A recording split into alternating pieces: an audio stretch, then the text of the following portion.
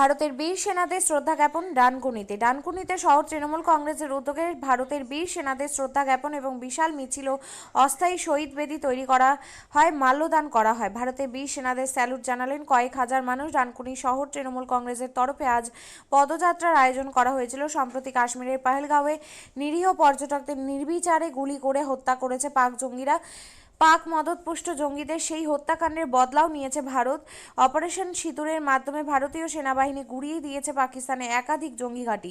তারপরই ভারতের সীমান্ত এলাকায় হামলা চালায় পাকিস্তানি সেনা। সেই হামলাকে সফলভাবে প্রতিহত করে ভারত। রবিবার বিকেলে ভারতের সেই বীর সেনাবাহিনীকে শুভেচ্ছা জানাতে তৃণমূল কংগ্রেসের উদ্যোগে অনুষ্ঠিত হলো বিশাল পদযাত্রা। জাতীয় পতাকা হাতে সেই পদযাত্রায় অংশগ্রহণ করেন তৃণমূলের কয়েক হাজার কর্মী সমর্থক ও ছিলেন তৃণমূল কংগ্রেসের হুগলি জেলার মেন্টর সুবীর মুখার্জি, ডানকুনি পৌরসভার চেয়ারম্যান হাসিনা সাবনাম সহ একাধিক নেতৃত্ব।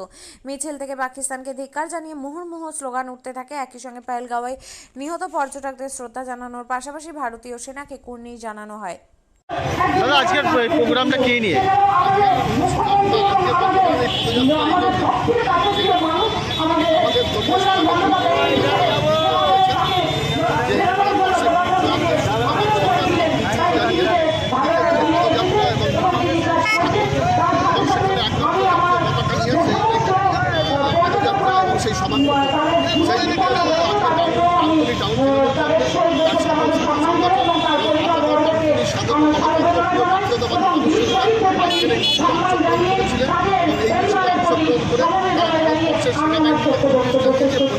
সেই যারা ভারতবর্ষের সীমানায় অত্যন্ত তৈরি হয়ে ভারতবর্ষের সীমানাকে রক্ষা করে, ভারতবর্ষের সার্বভৌমত্ব রক্ষা করে, ভারতবর্ষের অখণ্ডতাকে রক্ষা করে এবং কিছুদিন আগে দেখেছিলেন যে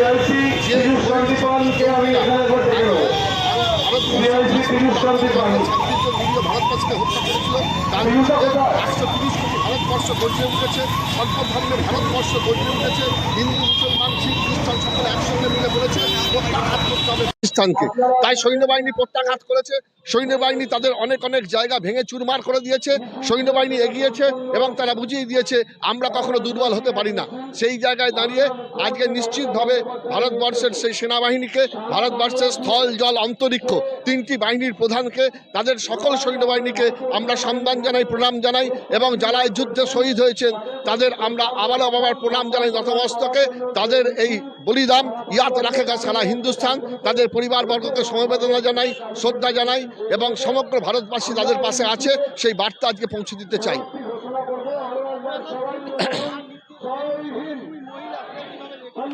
এ ভারতবর্ষ তো মহিলা জাগরণের, এ ভারতবর্ষ ঝান্সি রানী লক্ষ্মীবাইয়ের ভারতবর্ষ, এ ভারতবর্ষ প্রীতিলতা ওয়াদ্দারের ভারতবর্ষ, এ ভারতবর্ষ 71-এর মুক্তিযুদ্ধে ইন্দিরা গান্ধীর ভারতবর্ষ। যে ইন্দিরা গান্ধী আজকে আমেরিকার মতো রাষ্ট্রের চোখে চোখ রেখে মার্কিন যুক্তরাষ্ট্রকে বলেছিল যে তোমাকে দেখে আমার পররাষ্ট্রনীতি আমার সিদ্ধান্ত নিতে হবে না, তিনি আমেরিকার সেই চোখ রাঙানিকে সেদিন দমিয়ে দিয়ে তিনি মুক্তিযুদ্ধে ভারতবর্ষকে জয়ী করেছিলেন। এই ভারতবর্ষ সেই বীর মহিষী নারীদের ভারতবর্ষ। সেই ভারতবর্ষে বীর নারীরা আজও তারা যুদ্ধে আছে, আজও তারা যুদ্ধের ময়দানে আছে। ভুলে গেলে চলবে না। আমরা 130 কোটির ভারতবর্ষ, সর্বধর্মের ভারতবর্ষ। দেখুন, আজকের মিছিল কোনো ধর্ম বর্ণ দল নয়। আজকের মিছিল আমাদের দেশমাতৃকাকে সম্মান জানিয়ে। দেখুন, যেখানে দেশের লড়াই, যেখানে মায়ের লড়াই, সেখানে ভাই ভাইয়ের মতো কোনো বিভেদ থাকতে পারে না। এটা আপামর ডানকুনিবাসীর মিছিল, আপামর ডানকুনিবাসী বেরিয়েছে। এখানে কোনো ধর্ম বর্ণ বা দল নেই। দেখুন, আগে দেশমাতৃকা, আগে আমাদের মা থাকবে, তারপরে দল, ধর্ম, বর্ণ এগুলো সব করা যাবে। আর আজকের যে বীর, আমাদের যে 26 জন সাধারণ মানুষ মারা গেছেন তাদের প্রতি সম্মান জানিয়ে, যে জওয়ানরা শহীদ হয়েছে তাদের প্রতি সম্মান জানিয়ে এবং যে জওয়ানরা চোখে চোখ রেখে লড়াই করছেন তাদের প্রতি সাহস, ভক্তি এবং ভালোবাসা জানিয়ে আজকের এই মিছিল। বীর জওয়ানরা আছে তাই আমরা রাত্রে নিশ্চিন্ত ঘুমোতে পারি। তাই জওয়ানদের প্রতি আমাদের শ্রদ্ধার্ঘ, আমাদের সমবেদনা এবং আমাদের সাহস সবকিছু রইল। আর আজকের মিছিল সমগ্র ডানকুনিবাসীর, আমাদের দেশের জন্য মিছিল।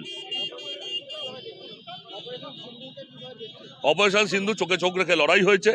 আমরা চাই যে পাকিস্তান, যে যারা বলেছিল যে ভারত বলে কোনো দেশ থাকবে না, আমরা এটা এবারে বুঝিয়ে দিয়েছি যে চোখে চোখ রেখে লড়াই করে বুঝিয়েছি সাবধানে থাকো, নইলে পাকিস্তান দেশটাই থাকবে না।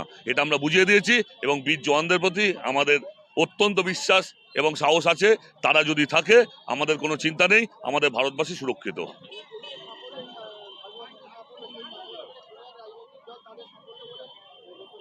দেখুন, কোনো রাজনৈতিক দল সাফল্য ঘোষণা করতে পারে। মুখ্যমন্ত্রী মমতা বন্দ্যোপাধ্যায় তিনি কোনো দলের হতে পারেন, কিন্তু মুখ্যমন্ত্রী মানে তিনি রাজ্যের মুখ্যমন্ত্রী।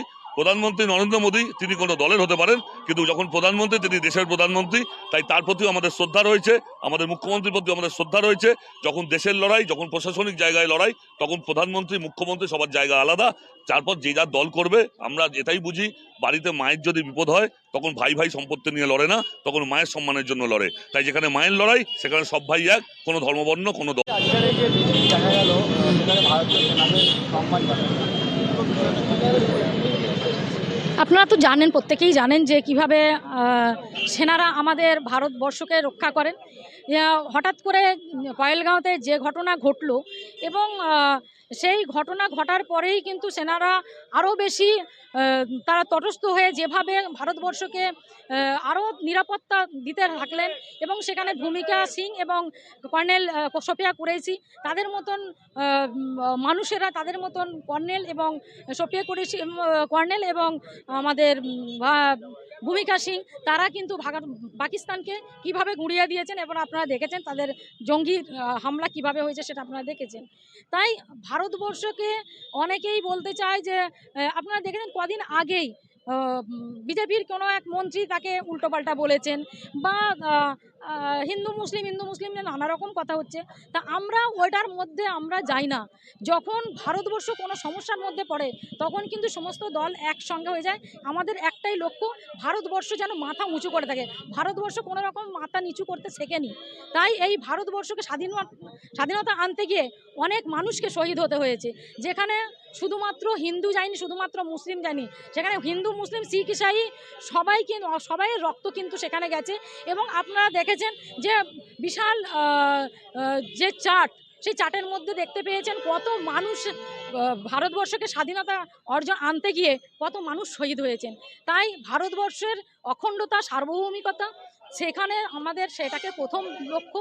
তারপরে যে যার দল যে যার সেটা আলাদা জিনিস। কিন্তু যারা এই মানে বিকৃত মস্তিষ্কের যারা রাজনীতি করেন বা ছোট মন মানসিকতার যারা কথা বলেন, যেখানে কর্নেল সোফিয়া কুরেশিকে বলা হচ্ছে সন্ত্রাসবাদীদের বোন, আমি ভাবতে পারি না তারা কীরকম মানসিকতার মানুষ। আজকে যেখানে রাজনীতির কথা বলতে চাই না, কিন্তু বলতে হয় কিছু কিছু সময়ে। আপনারা বলুন তো, 71 কোটি টাকার ঘটনা করে দিল গুজরাট সরকার, যেখানে আমরা পশ্চিমবঙ্গের টাকাকে আটকে রেখে দিয়েছে। সেখানে কেন? ডবল ইঞ্জিন সরকার তো, তাহলে সেখানে কেন তাদের সেখানে তো ভালো, সেখানে নাকি দুর্নীতি হয় না। তাহলে আজকে কেন প্রধানমন্ত্রী, কেন স্বরাষ্ট্রমন্ত্রী, সবাই অর্থমন্ত্রী সবাই কেন চুপচাপ আছে? তাদের বেলায় টাকা ছেড়ে দিচ্ছে আর আমাদের বাংলার বেলায় সেখানে আটকে রাখা হচ্ছে। তাই এগুলো বিরোধিতা করেই যাবে যে আমাদের বাংলাকে কিভাবে জব্দ করা যায়, দিদিকে কিভাবে পিছিয়ে দেওয়া যায় সেটা চেষ্টা করে। কিন্তু আমরা তাতে বিশ্বাসী নয়। আমরা জানি আমাদের মুখ্যমন্ত্রী মমতা বন্দ্যোপাধ্যায় কিভাবে আমাদের বাংলাকে আগলে রেখেছেন এবং উন্নয়ন কিভাবে করতে হয় সেটা তিনি দেখিয়ে দিয়েছেন। অপারেশন সিন্দুর, দেখুন আপনারা দেখেছেন যে অপারেশন সিন্দুরে সোফিয়া কুরেশি এবং ভূমিকা সিং যে ধরনের যে কাজ করেন, যে সাহসিকতা দেখিয়েছেন, একদম মহিলা লোক বলে তো মহিলাদের দ্বারাই কিছু হবে না, কিন্তু আজকে বলুন যে মহিলারা কি না করলেন, আজকে মহিলাদের জায়গা কোথায়? তাই সেটা দেখতে হবে যে মহিলারা অনেক উঁচুতে আছেন এবং হিন্দু মুসলিম নয়, সেখানে আমরা সবাই মিলে আমরা ভারতবর্ষকে রক্ষা করব।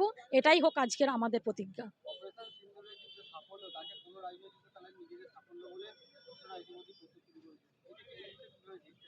কোনোদিনই নয়।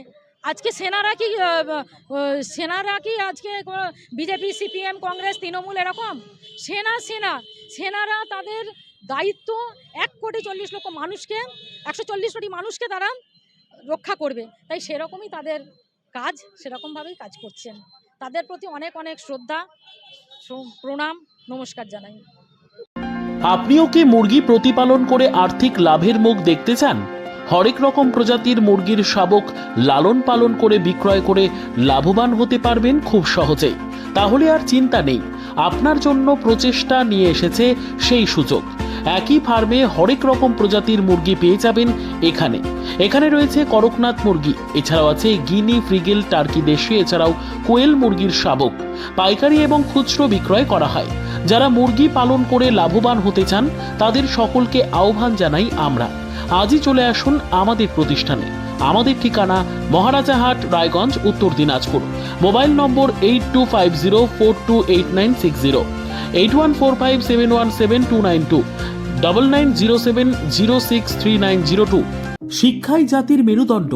ছোট ছোট শিশুদের প্রাথমিক শিক্ষা পরিপূর্ণ না হলে আগামীতে সেই শিশুরা সঠিক পথে চলতে গিয়ে হোঁচট খায়। শিশুদের এই শিক্ষার প্রয়োজনীয়তাকে সামনে রেখেই গত 1 বছর ধরে পরিষেবা দিয়ে চলেছে জিনিয়াস এডুকেয়ার একাডেমি।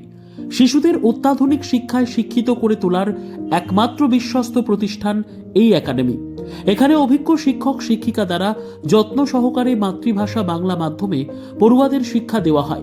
একেবারে খেলার ছলে বিনোদনমূলকভাবে বাচ্চাদের এখানে পাঠ দেওয়া হয়। পড়াশোনার পাশাপাশি বাচ্চাদের বিনোদনের ব্যবস্থাও রয়েছে এখানে। তাই আপনার বাচ্চাকে ছোট থেকে অভিনব শিক্ষায় শিক্ষিত করে মানুষের মতো মানুষ করে তুলতে হলে এই শিক্ষা প্রতিষ্ঠানের উপরে ভরসা করতেই হবে। আমাদের ঠিকানা জিনিয়াস এডুকেয়ার একাডেমি, স্থান ঘুঘুডাঙ্গা মোড়, পোস্ট ভূপালপুর, রায়গঞ্জ, উত্তর দিনাজপুর। মোবাইল নম্বর 9563630109 অথবা 7029042308।